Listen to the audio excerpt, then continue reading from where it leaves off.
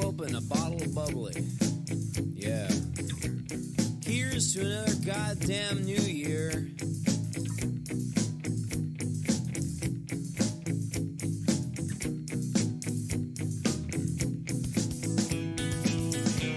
And outside, 2 million drunk Bostonians are getting ready to sing Auld Lang Syne out of tune. I sit there in my easy chair, looking at the clouds, orange with celebration. I wonder if you're out there. Hey!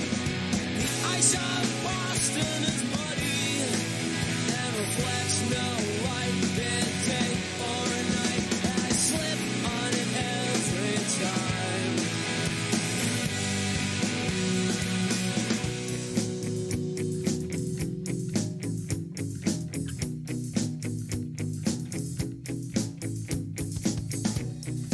Open the third bottle of bubbly. Yeah, and I take that bottle of champagne, go into the kitchen, stand in front of the kitchen window, and I take all my clothes off, take that bottle of champagne, and I pour it on my head, feel a cascade through my hair and across my chest, and the phone rings. And it's my mother. And she says, "Hi, honey, how's Boston?" And I stand there all alone on New Year's Eve, buck naked, drenched in champagne, looking at a bunch of strangers, looking at them, looking at me, looking at them, and I say, "Oh, fine, Mom. How's Washington? Hey, the ice of Boston is muddy and reflects no light, day or night, and I slip on it every time." Hey, the ice of Boston is muddy and reflects no light, day or night, and I slip on it every time, yeah.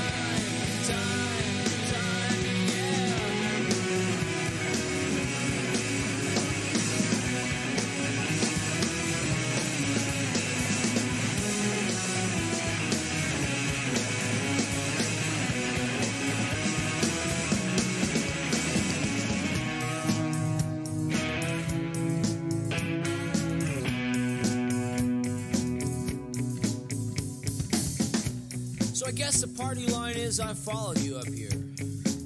Well, I don't know about that. Mainly because knowing about that would involve knowing about some pathetic, ridiculous, and absolutely true things about myself that I'd rather not admit to right now. I woke up at 3 a.m. with the radio on, that Gladys Knight and the Pip song on, about how she'd rather live in his world with him than live in her own world alone. And I laid there, head spinning, trying to fall asleep, and I thought to myself, "Oh, Gladys, girl, I love you, but oh, get a life! Hey, the ice of Boston is muddy and reflects no light, midday or night, and I slip on it every time." Hey, the ice of Boston is muddy and reflects no light, midday or night, and I slip on it every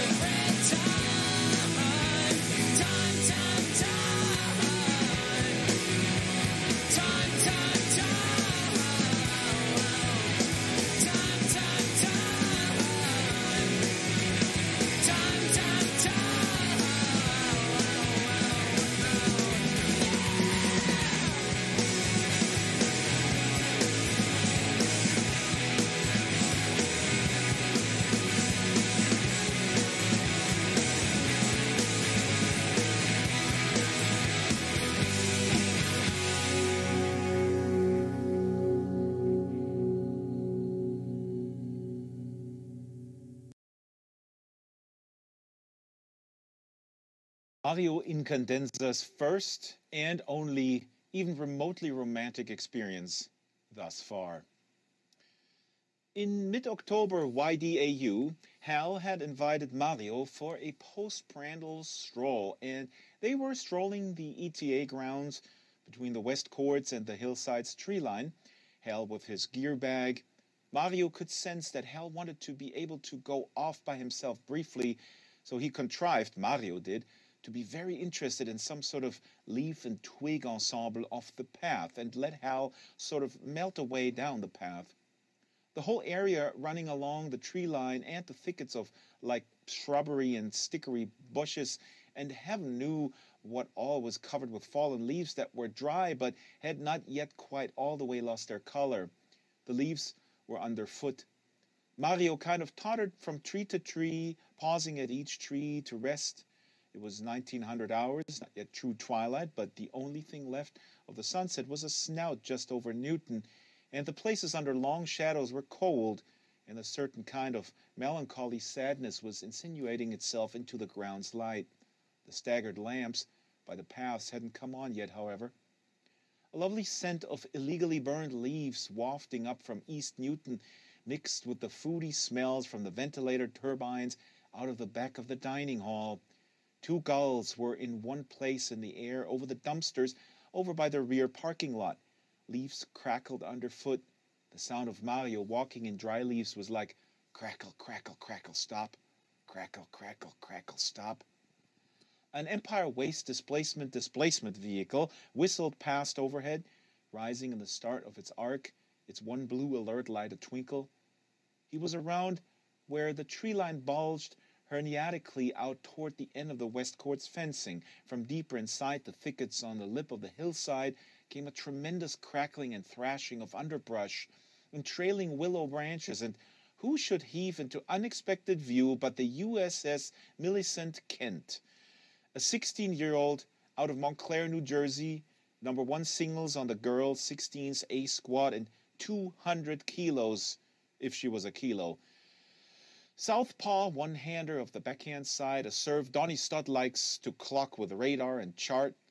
Marius filmed the USS Millicent Kent for staff analysis on several occasions. They exchanged hearty highs. One of only a couple of female ETAs with visible veins in her forearms, object of a fiercely wagered on bench press challenge against Schacht, Freer, and Petropolis Khan that Empemulis had organized last spring, in which she topped Khan and Freer refused to show, and Schacht finally beat her but doffed his cap. Out for a staff-ordered weight management post-dinner stroll, squeezing pen 5s in both hands, in ETA sweatpants and with an enormous violet bow, either scotch-taped or glued to the blunt, rounded top of her hair. She told Mario she'd just seen the strangest thing, farther back deeper in the thickets of the lip. Her hair was tall and rounded, off in the shape of a kind of pill, not unlike a papal hat or a British constable's tall hat.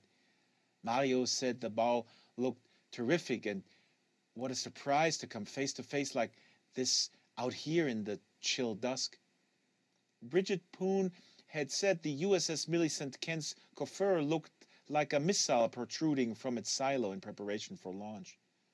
The last of the sun's snout was setting just over the tip of the USS Millicent's hair, which was almost obsessively hard-looking, composed of dense woven nests of reticulate fibers like a dry loofah sponge, which she had over the summer a home perm had misfired and left her hair a system of reticulate nests and was only now loosening up enough even to attach a bow to.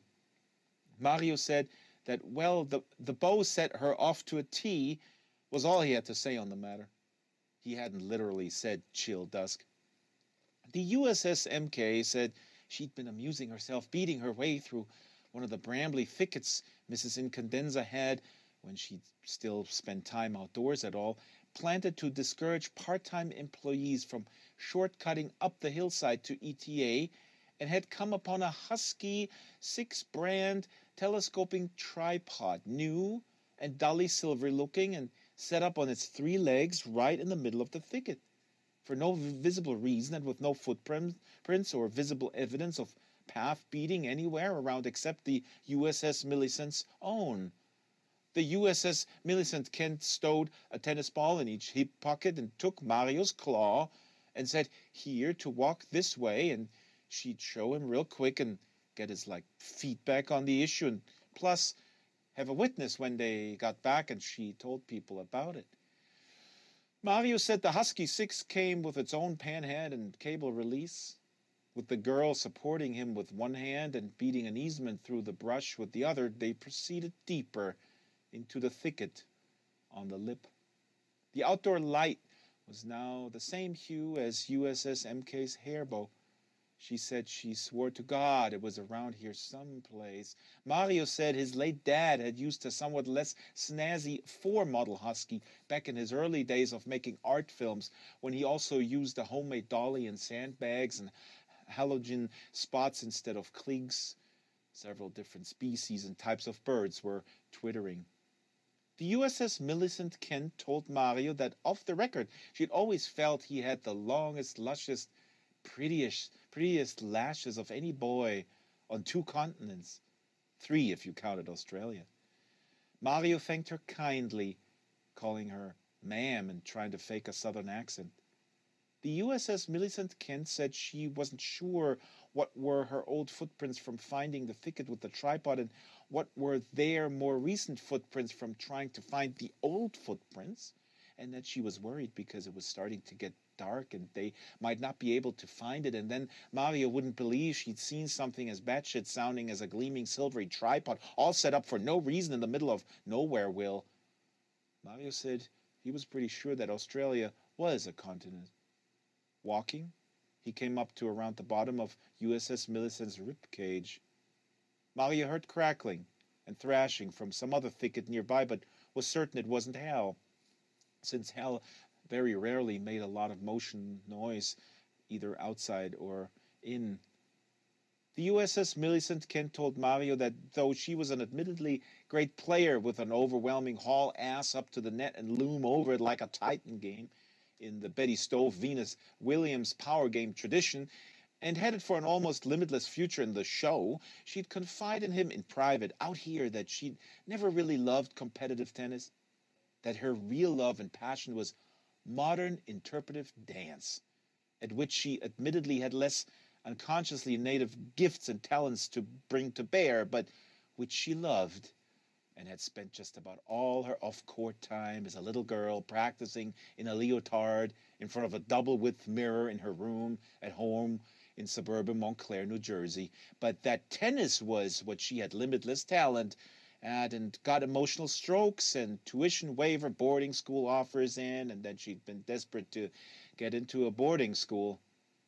Mario asked if she could recall if the Husky 6 tripod had been the TL1 with waffle-gridded rubber tips on the legs and a 360 pan head, or the SL1 with unwaffle tips and only a 180 pan head that swiveled in an arc instead of a full circle.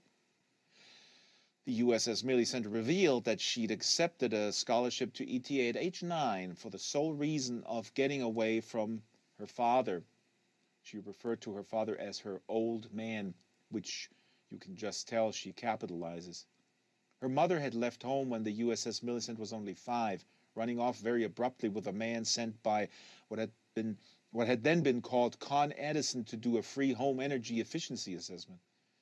It had been 6 years since she'd laid an eyeball on her old man, but to the best of her recall, he was almost 3 meters tall and morbidly obese, which had been why every mirror and bathtub in the house had been double width. One older sister who'd been deeply involved in synchronized swimming had got pregnant and married in high school soon after her mother's departure. All this time, there's been more crackling and crashing off up the hillside. Mario has trouble on any kind of declined grade. Some sort of bird sitting in the top branch of a little tree and looking at them without saying anything. Mario thinks suddenly of a joke he remembers hearing Michael Pemulis tell. If 2 people get married in West Virginia and then pull up stakes and move to Massachusetts, and then if they decide they want to get a divorce, what's the biggest problem getting a divorce? The USS MK says her other older sister had, at just 15, joined the ice capades of all things, and was in the backup like chorus, where the biggest artistic challenge was not bumping into people and either falling or making them fall. Getting a divorce from your sister, because in West Virginia, Pamulis said, a lot of people who get married are brother and sister. Hold my hand. He was only joking, though. By now, the light was about the same color as the ash and clinkers in the bottom of a Weber grill. The USS Millicent Kent was leading them in a set of slightly diminishing circles. Then, she said at age 8, she came home early from after-school drills at the USTA junior facility in Passaic, New Jersey, looking forward to slipping into the old leotard and getting in some modern interpretive dancing up in her room, only to come home suddenly and find her father wearing her leotard, which, needless to say, didn't fit very well. And with the small front portion of his huge bare feet squeezed into a pair of strapless pumps, Mrs. Kent had left behind in her haste. In the dining room, he'd moved all the furniture over to the side in front of the really wide mirror in a grotesquely tiny and bulging violet leotard, capering. Mario says violet's really the USS Millicent's color. She says that what was the exact creepy word for it? Capering, pirouetting, and rundling, simpering as well. The crotch of her leotard looked like a slingshot. It was so deformed. He hadn't heard her come in. USS Millicent asked Mario if he'd ever seen a girl's yin-yang before. Obscene modeled hirsute flesh had pooched and spilled out over every centimeter of the leotard's perimeter, she recalled. She'd had a voluptuous figure even at 8, she told Mario, but the old man was in a whole different sized ballpark altogether. Mario kept saying, "Golly Ned," all he could think of to say. His flesh jiggled and bounced as he capered. It was repellent, she said. There was no sign of a Husky 6 or any other model of tripod in any of the thickets and boscades. Her literal term for it was yin-yang. But her old man wasn't just a cross-dressing transvestite, she said. It turned out they always had to be a relative's female clothes. She said she always used to wonder why her sister's one-pieces and figure skating skirts always looked so askewly baggy and elastic-shot, since the sisters didn't exactly wear tiny little malnourished sizes themselves. The old man didn't hear her come in, and he capered and jitteed for several more minutes until she happened to catch his simpering eye in the mirror, she said. That's when she knew she had to get away, she said. And Mario's own old man's admissions lady had called out of the blue that very evening, she said, like it had been fate, serendipity, kismet. Yin-yang, Mario offered, nodding. The USS Millicent's hand was large and hot, and at the level of sogginess of a bath mat that's been used several times in a row in quick succession. Her second oldest sister, many years later, had informed the USS MK that the first time anybody had any inklings about the old man's was an episode when the older sister was very small, and Mrs. K had sewed her a special costume, complete with gold lame, bow, and arrow for playing Cupid in the school Valentine's Day pageant, and the sister's school had got out early one day after an asbestos scare, and she'd come unexpectedly home and found the old man in the basement rumpus room in tiny winks and hideously distended diaper, striking a pose from a rather well-known Titian oil in the Met's High Renaissance wing, and had struggled with denial and own perceptions, doubting for quite some time thereafter, until a hysterical episode during rehearsals for an Ice Capades Valentine's Day number brought all the feelings surging up and broke the denial. And the Ice Capades Employee Assistance Office counseling staff helped her start to work it all through.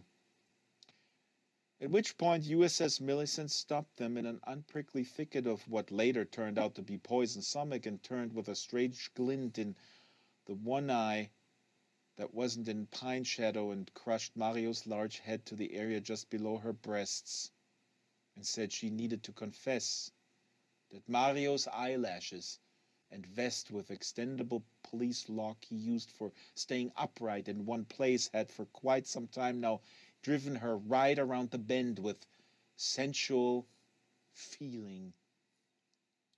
What Mario perceived as a sudden radical drop in the prevailing temperature was in fact the USS Millicent Kent's sexual stimulation sucking tremendous quantities of ambient energy out of the air surrounding them.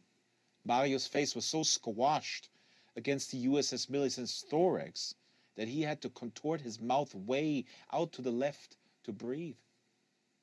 USS MK's hairbow became detached and fluttered down through Mario's sightline like a giant crazed violet moth. USS MK was trying to undo Mario's corduroys, but was frustrated by the complex system of snaps and fasteners at the bottom of his police lock's Velcro vest, which overlapped his trousers' own fasteners, and Mario tried to reconfigure his mouth somehow to both breathe and warn the USS MK that he was incredibly ticklish in that area of the belly button and directly below. He could now start to hear his brother Hal somewhere to the above and east calling Mario's name at a moderate volume.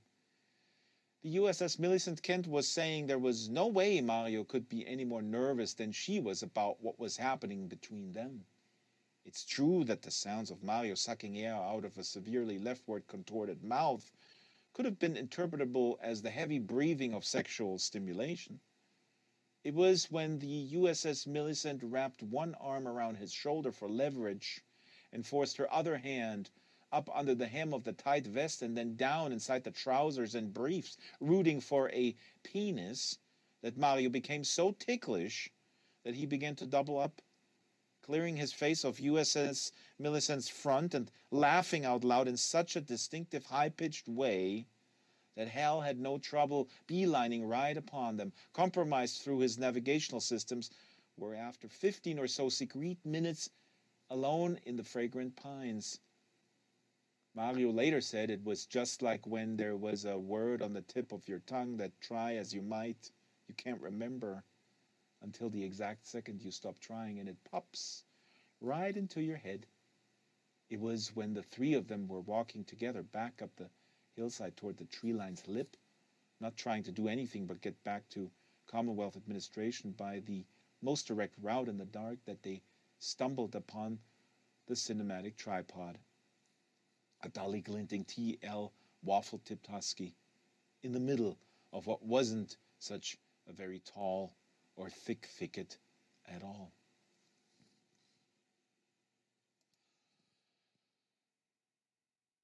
April, year of the dependent adult undergarment. Steeply said, choosing Boston as your ops center, after all, which to us signifies the place of the supposed entertainment's origin. Marav made a gesture of being willing to take time and play along if Steeply wished it. But also the city, Boston, USA, has logic, your closest city to the convexity, closest, therefore, to Quebec, within, as you say, the distance of spit. His wheelchair squeaked very slightly whenever he moved. An automobile horn somewhere between the city and themselves blew a sustained blast. It grew always colder down on the desert floor. They could feel this. He felt gratitude for his windbreaker. Steeply flicked some ashes from his cigarette with a coarse thumb gesture that was not yet feminine. But we're not any more sure that they actually do have copies also. Does this, quote, anti-entertainment the film's director supposedly made to counter the lethality, does it really also exist? This really could be some sort of game for you and the FLQ to hold out the promise of the anti-entertainment as a chip for concessions, as some kind of remedy or antidote. Of this anti-films that antidotes the seduction of the entertainment, we have no evidence except craziness of rumors. Steeply used the technical interviewer's device of pretending to occupy himself with small physical chores of preening and hygiene, delaying to have Marav elaborate himself more fully. The lights of the city Tucson, with their movements and twinkling, made a globe of light, such as on ceilings at Le Salle de Danseur in Val d'Or, Quebec. Marav's wife was dying slowly of ventricular restenosis. He thought, die twice. Marav said, And also, why do they never send you into the field as yourself, Steeply? This is to say an appearance. The last time you were, what is it, I hope to say, a Negro? For almost 1 year, no? USA person's shrugs are always as if trying to lift a heavy thing. Haitian, Steeply said. I was Haitian. Some Negroid tendencies in the persona, maybe. Marat listened to Steeply be silent. A USA coyote sounds more like a high-strung dog. The automobile's horn continued, sounding to the men forlorn and somehow nautical out below in the dark. The feminine manner to examine the fingernails was to raise the whole hands back into view instead of malely curling the nails in over the upturned palm. Marat recalled knowing this from a very young age. Steeply would pick at the corners of his lip, then for an interval changed examining the fingernails. His silences seemed always comfortable and contained. He was a competent operative. More cold air came, odd, eddied breezes up and over the shelf from the desert's floor, puffs of sudden air as if from the turning of a volume's pages. His bare arms had the plucked chicken look of chilled and bare skin in his grotesque sleeveless dress. Marat had not been aware of when, during the falling of night, Steeply had removed the absurd sunglasses, but decided the exact moment of this did not matter for reporting every word and gesture back to M. Fortier, again the coyote, and also another farther off, perhaps to answer. The sounds were like that of a domestic dog being given a low voltage. Le Assassin, M. Fortier, and M. Brulim, and some others of his comrades on wheels, believed Remy Marat to be eidetic, near perfect in recall and detail. Marat, who could remember several incidents of crucial observations he had failed to later recall, knew this was not true. 30 April year of the Depend undergarment. Several times also Marat called USA to Steeply your walled nation or your murated nation. An oiled guru sits in yogic full lotus and spandex and tank top. He's maybe 40. He's in full lotus on top of the towel dispenser just above the shoulder pull station in the weight room of the Enfield Tennis Academy, Enfield, Massachusetts. Saucers of muscle protrude from him and run together so that he looks almost crustacean. His head gleams, his hair jet black and extravagantly feathered. His smile could sell things. Nobody knows where he comes from or why he's allowed to stay, but he's always in there, sitting yogic about a meter off the rubberized floor of the weight room. His tank top says, Transcend, in silkscreen. On the back, it's got Deus Providebit in Dayglow orange.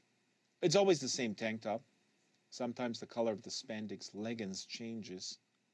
This guru lives off the sweat of others, literally. The fluids and salts and fatty acids. He's like a beloved nut. He's an ETA institution. You do like maybe some sets of benches, some leg curls, inclined abs, crunches, work up a good shellac of sweat. Then, if you let him lick your arms and forehead, he'll pass on to you some little nugget of fitness guru wisdom. His big one for a long time was, and the Lord said, let not the weight thou wouldst pull to thyself exceed thine own weight.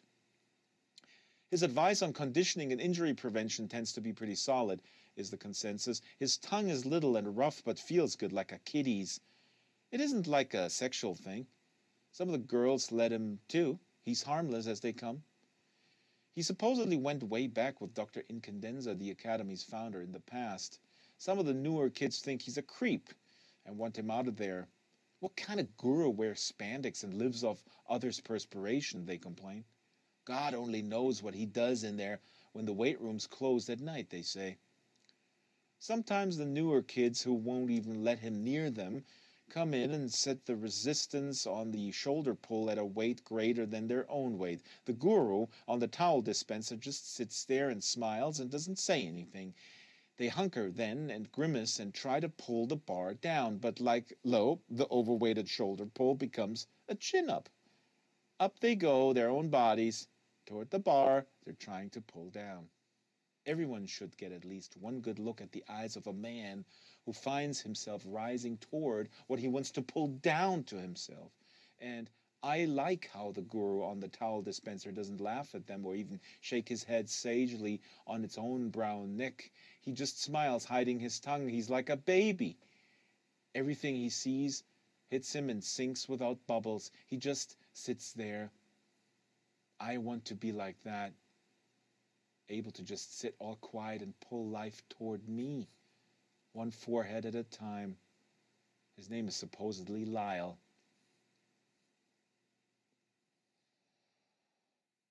It was yours truly, NC, and poor Tony that crewed that day and everything like that. The AM were wicked bright and us a bit sick, however we scored our wake-ups, boosting some items at a sidewalk sale in the Harvard Square where it were warm upping and the snow coming off awnings, and then later poor Tony ran across an old Patty Citizen type of his old acquaintance from like the Cape, and poor Tony got over and pretended like he would give a blowjob on the house, and we got the Citizen to get in his ride with us and crewed on him good, and we got enough dollars off the Patty type to get straightened out for true all day and crewed on him hard, and C wanted we should eliminate the Patty's map for keeps and everything like that and take his ride to his understanding slope trip shop he knows in Chinatown. But poor Tony turns white as shit and said by no means and put up an argument and everything like that, and we just left the type there in his vehicle off Mem Drive. We broke the jaw for incentive not to eat no cheese, and C insisted and was not to be denied and took off one ear, which there was a mess and everything like that, and then C throws the ear away after in a dumpster. So yours truly's like, so what was the exact turn to that, like the dumpster was with the dumpsters out by Steve's Donuts in the Enfield Square. We go back to the Brighton projects. The cop and Roy Tony was always there on his bench in the playground in late AM, but now all the project niggers was awake and out in the playground, and it was tense, but it was daytime and everything like that, and we cop half a bundle from Roy Tony, and we go down to the library at Copley where we stash our personal works when we crewed and went into the men's room where there was several works on the floor already that early and got straight in the stall, and C and yours truly had a beef about who shot 3 and who got 2, and we made poor Tony give us up his third bag, and then, but we had to cop for that night, and tomorrow AM still, which was Christmas, and had to cop in advance. It's a never-ending struggle. It's a full-time job to stay straight, and there's no vacation for Christmas at any time. It's a fucking bitch of a life. Don't let anybody get over on you different. And back we go to the Harvard Square. However, on arrival, poor Tony wanted he should hang for lunchtime with his red leather fags and the bow and arrow, and pretty much I can tolerate fags when alone, but together yours truly I can't fucking stand fags, and yours truly and C said fuck this shit, and we screwed out and go up to Central Square where it was cool often and the awnings were freezing and everything like that and snowing, and boosted NyQuil at the CVS drug where we go to the mob aisle and employ a mop handle in tilting the mirror over the NyQuil aisle and boosted NyQuil in C's coat, got messed up on NyQuil and scored a book bag of a foreign slope student type kid on the red line platform, but it only had books and discs, and the disc case was fucking plastic, and into a dumpster with it goes. But also at this time we come up and run into Kelly Vinoy that was working her corner by the dumpster by Cheapo Records in the square by the email place, and she's dope sick having a conversation with Equus and another man, and Equus said he said Stokey Darkstar just got free tested again at the Fenway and confirmed a big boot 8.8 he's got the virus for sure. And Purple Boy said he said Darkstar said how if he was going down he didn't give a shit, wasn't going to give a shit if he gave some others the virus through transmission, and the word was out and about, and don't share Stokely Darkstar's works. Don't use works of Stokely Darkstar, no matter how sick you are, even if you're dying, for it get other works. Like C said, anything would count in your mind when you're sick, and had coped and was minus works, and Darkstar had works. We all, every crew with heads left, have personnel works for only ourselves that we use, except blown out old hoes like Kelly and Purple Boy. Their man takes their dollars and their works, and he's the only one that can give them their shots, and keep Kelly just this side of dope sick 24/7 for incentive for her to make him more dollars and everything like that.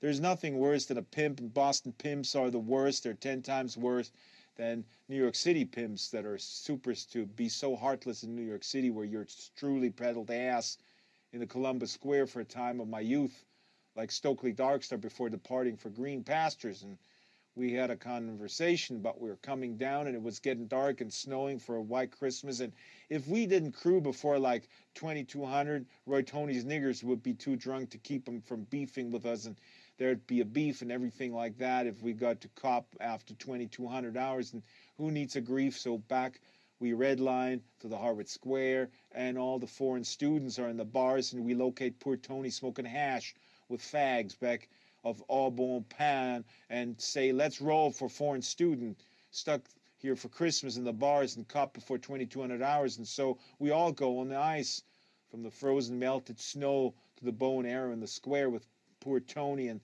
Lola's sister and Susan T. Cheese, who I fucking can't stand, and got in there and made Susan T. Cheese buy beers, and we wait, and no students are leaving alone to roll, but an older type individual who anybody could see is no student, but is legless on shots alone at the bar, fucking shattered, slumped over, is getting ready to depart for green pastures. And poor Tony tells Lola's sister to screw. She crews with poor Tony sometimes, but not if it's wet work and with C's involvement. It's always wet work. And yours truly, I informed Susan T. Cheese.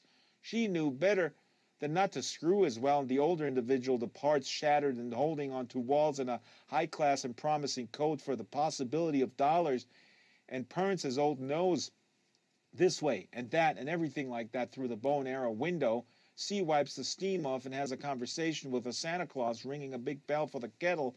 And we're like, Jesus, it's a never-ending struggle to wait and cop up.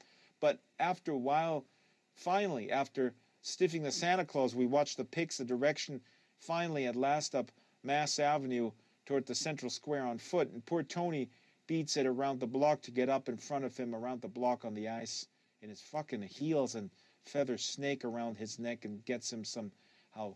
Poor Tony always knows how over the dumpsters alley by Bay Bank off Sherman Street, and yours truly at the C crew on the individual and roll him, and C messes up his older map to a large degree.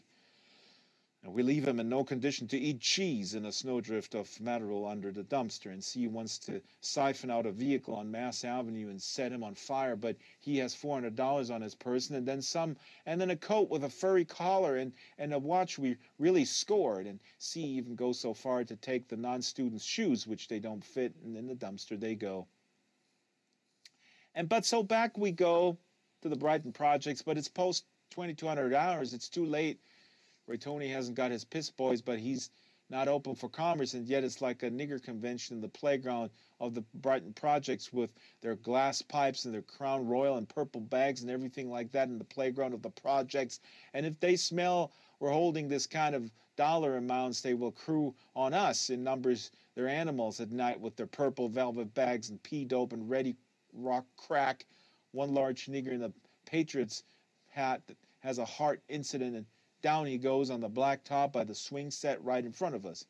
And none of his brothers, unquote, go so far to do anything.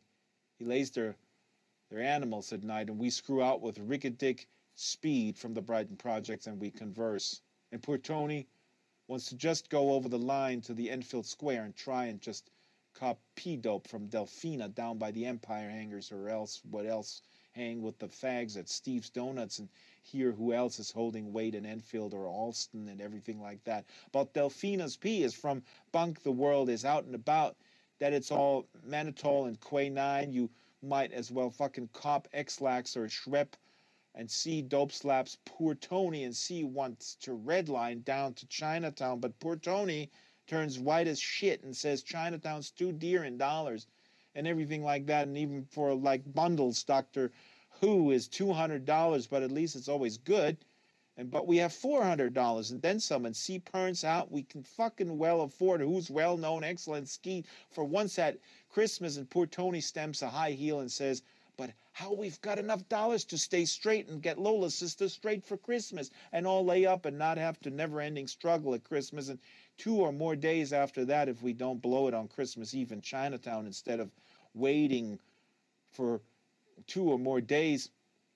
After that, we don't blow it on Christmas Eve, which is a good perm, but when he's anybody known to ever wait, he gets dope sick faster than us and everything like that. And it's all piss and vinegar for who, and starting with the shivers and white, the nose is mucus already and everything like that, and C not to be denied. And we say we are screwing down to Chinatown. And if poor Tony don't want to come, he can take like a giant breath and hold it in the square until we get back. And we'll cop for him. And poor Tony says he might be a dick-sucking fag, but he's not a starry-eyed moron. And so off we go and everything like that with $400 on the orange line, and through a fucked up circumstances, yours truly and C almost end up raping an older type nurse in a white nurse's uniform and coat on the train, but we don't. But poor Tony seems white and detracted on the train playing with his feather snake, and he seems in his mind maybe to recall an involvement in some type deal where Doctor Who might have slightly got over on and burned, and that may be down in Chinatown. We could err on the side of low profiles and try to cop somewhere else except from the Who's, except Doctor Who is who we know. C is Who's former acquaintance from crewing with Slopes on the North Shore for Whitey Sorkin in the days of his youth. C is not to be denied. And so at the Orange Line stop, we grab a fat cab to about 2 blocks from Hung Toys and screw out of the cab at a light. And the thing with fat cabbies is they can't run after you, and poor Tony is pisser to watch terracing it down the street in high heels with a feather stole. Poor Tony runs right by the front of Hung Toys. This is by prior agreement to wait for us low profile down the street, and yours truly and C go in Hung Toys, where they don't open till 2300 hours, and sell tea, unquote, like 100% proof tea till all hours and everything like that, and never got inspected because Doctor Who has arrangements with Chinatown's finest. Christmas is not celebrated in Chinatown. Doctor Who, a good thing about Who is he's always there in Hung Toys at known times. Here, there's all old slope racial type ladies sitting in booths eating noodles and drinking quote tea out of white cups the size of a shot glass and everything like that, with small slope kids terracing it all over, and older men in like Jew caps and skinny beards out of just the middle of their chin. But Doctor Who is only middle-aged and wears iron glasses and a tie and looks more like a banker for a slope, but he's 100% business and ice cold all the way down for slope type commerce. Plus, he's connected big time and not to be fucked or got over on if somebody has a head lift. And yours truly, I can't believe poor Tony would ever take part of trying to crew on who he knows through C and even the smallest commerce. And if he did, C says he sure never heard about it nor saw any of the skeet or anything like that. And why? C's the one that knows who. We arranged poor Tony to wait for us outside and try to be low profile.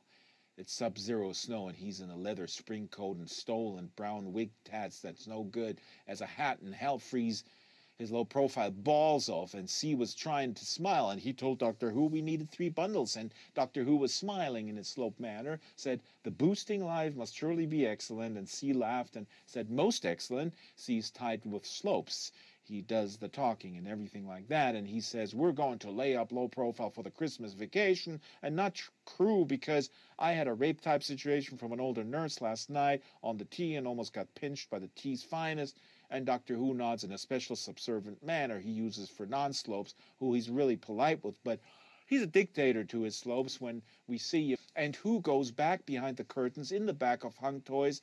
That's a giant bright red curtain with purple mountains or hills and clouds that are flying snakes with leather wings. That is one curtain yours truly would want to boost for personal hanging use, that nobody that isn't a slope and isn't in with Who can't never go behind it. But you can see when he opens it and goes behind the curtain, it looks like merely more old slope ladies sitting on packing cases with slope riding, eating more noodles in bowls. They hold about like a millimeter from their yellow maps and everything like that. Slopes rarely stop shoveling in the old noodles. Storky Darkstars calls them maggot eaters, and subservient slopes keep going in and out of the curtain while Who's back there longer than average time, and C's got the shivers and starting to Jones, and dope fiends are full of superstation. And he says to yours truly, he says, the fuck? He says, maybe what if poor Tony really did take part with burning who and what if a slope sees poor Tony outside and is one of those slopes going in and out of the curtain maybe telling who, like ratting out poor Tony as our acquaintance, and my music is starting and we're jonesing superstitiously over PT and where's who behind the curtain and everything like that, and trying to smile in conversation, ultra low, drinking, quote, tea that's like schnapps, only worse, and green. And we Jones and Doctor Who comes back finally, at last, out smiling subserviently with all the wonderful skeet, 3 bundles in a newspaper. Who could fucking read it? But the pictures are of slopes, VIPs in suits, and who sits down and who never sits down at the booth with the skeet. It isn't done in this commerce, and whose hands are folded over our skeet in the thing, and who's smiling says he asks C if we've seen good old poor Tony or Susan T. Cheese around. We crew with poor Tony in Boosting Life, did we not, he said? See, he says PT's a fucking dick-sucking fat queer and a proven cheese eater, and we'd fucked up his map and cheese and Lola's sister's map in a beef and didn't crew with these fags since approximately the autumn period. C's pouring mucus and trying to smile casually. Doctor Who laughed in a hearty fashion and said, excellent. And Who leaned over our skeet saying, if we should happen by chance to see poor Tony, or them to please give poor Tony his quite best regards, and wish him prosperity and 1,000 blisses and everything like that. And we promote the newspaper of Skeet, and Who promotes our dollars, and very politely out we go. And I admit it, yours truly wanted we should burn poor Tony and riggedy the fuck out of Chinatown. But we go over down more by the China Pearl place, and poor Tony sort of hunched behind a light pole with his gray teeth, chatting in his dress and thin coat, trying to be low profile in his red coat and heels around 1,000,000+ slopes. They're all subservients of Who.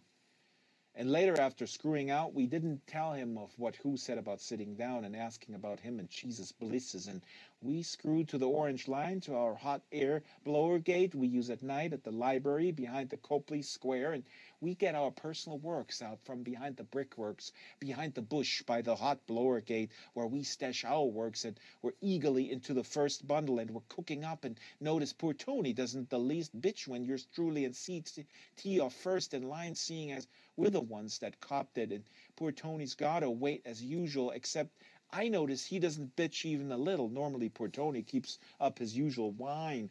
Yours truly learned how to not notice, but when he doesn't whine, now that we're jonesing and the key skeet's right there, I notice he's casually looking like every place but at the skeet, which is unusual, and see jonesing and with the shivers and cooking up and trying to keep his lighter lit in the hot airs, wind and snow of night, and I admit it, yours truly, I get a wicked cold inside feeling, even with all this hot air from the blower gate blowing up from under us and making our hair blow around and Tony's feather snake purned upward. I, yours truly, get a cold feeling of superstition once more. You get wicked superstitions in this fucked up kind of shit life because it's a never-ending chase, and you get too tired to go by much more than never-ending habit and superstition and everything like that. So, but I don't say anything, but yours truly, I have a cold superstition about poor Tony not whining while he makes like he has to casually piss and takes a piss, and the piss steams up around the lower areas of the bush with his back turned away and isn't looking around with interest or anything like that. You never turn your back on the skeet when it's partly your skeet, which is wicked unusual, which C is so eagerly dope sick he doesn't notice anything past keeping the lighter lit. And so I admit it, yours truly, I did yours truly purposely let CT off and boot up while first I still cooked up. I did cook up, unusually slow fucking with the getting the snow melt hot in the spoon and everything like that. Yours truly, I let the lighter go out and took more time with the cotton, and C at the shivers worst of us and cooks up the fastest and would have got it anyway. Later, with C's map eliminated, poor Tony later conceded, admitting Susan T. Cheese helped the Worcester fag get over on Who for a fronted bundle in autumn this why. And all 3 bundles Who give us in slope news was hotshots. Laced. It started the instantly C undid the belt and booted up we knew already. Yours truly, I and PT theorized it was Drano, with the blue like glitter shit and everything like that taken out by subservient slopes that had that Drano-like effect on C. And everything like that, it was laced. Whatever it was, C started with the screaming in a loud hippish fashion. Instantly after he unties and boots and down he goes, flopping with his heels pounding on the metal of the blower grate, and he's at his throat with his hands, tearing at himself in the most fucked up fashions, and poor Tony is high-heeling ricketic over, Z unsipping up, saying he screams, "Sweetie, see," and stuffing the feather snake from his neck's head in C's mouth to shut him up from high-pitched screaming in case Boston's finest can hear involvement in blood, and bloody material is coming out of C's mouth and C's nose, and it's all over the feathers. It's a sure sign of Drano. Blood is, and C's eyes get beastly and bulgy, and he's crying blood into the feathers in his mouth and trying to hold on to my glove, but C's arms are going all over, and one eye is like a loofah sudden pops out of his map, like with a pop you make with fingers in your mouth, with all this blood and material and a blue string at the back of the eye, and the eye falls over the side of C's map and hangs there looking at the fag, poor Tony. And C turned light blue and bit through the snake's head and died for keeps and shit his pants instantly with shit so bad the hot air blower gate is blowing small bits of fart and blood and misty shit up into our maps, and poor Tony backs off of over C and puts his hand over his made-up map and looks at C through his fingers. And yours truly, I take the belt off. It goes without saying. Don't even rethink or dream about trying maybe a different bag out of a different bundle from C, or how could Wu know what bundle we'd cook up out of first, so all three bundles must be hot, so I don't even dream, even though yours truly shivering and mucus sick already, and now in payback has our only dollars to get straight with for Christmas. It might sound fucking low, but the reason we had to leave the deceased body see in one of the library's dumpsters is because the Copley Square's finest know it is our personnel hot air blower gate, and if we leave C there, it's a sure pinch for us as known acquaintance in a period of kicking the bird and holding in a cell. But the dumpster was empty of material, and C's head made a fucked up sound when it hit the empty bottom, and poor Tony cried and whined and said he had no inkling that beast who was that vindicative and poor old deceased C, and how this was it. He's going to get clean from here on out and get a straight job dancing in a paddy-type club in the Fenway and everything like that. On and on, piss and wine, piss and wine. I didn't say anything. I had to rethink on the T to the square. If yours truly, I should eliminate poor Tony's map for keeps for payback on how he purposely lets C shoot up first, and would have let yours truly shoot first, even knowing, or make that cheese move and go back down the orange line to who and try and get enough bags to get true straight eating cheese to who about the warehouse that poor Tony and Susan T. Cheese and Lola's sister with egg was crashed at now, or like what? Yours truly, I almost was crying. It was when poor Tony took off his high heels and wanted yours truly, I should boost him like over the edge of C's body's dumpster to get back what was left of his feather stole out of C's mouth, that yours truly, I thought I decided what to do. But the connected slope, who wasn't even there in front of the hung toys curtain in the early Christmas a.m. And then poor Tony departed for green pastures and ate cheese, and it took yours truly 2 days of kicking the bird in the hall outside my momster's apartment. For payback, she locked the door before I, yours truly, can get in a detox to at least cop some methadone and get 3 squares to stay down, and yours truly to start to theorize on what to try and do after I could stand up straight and walk upright once more.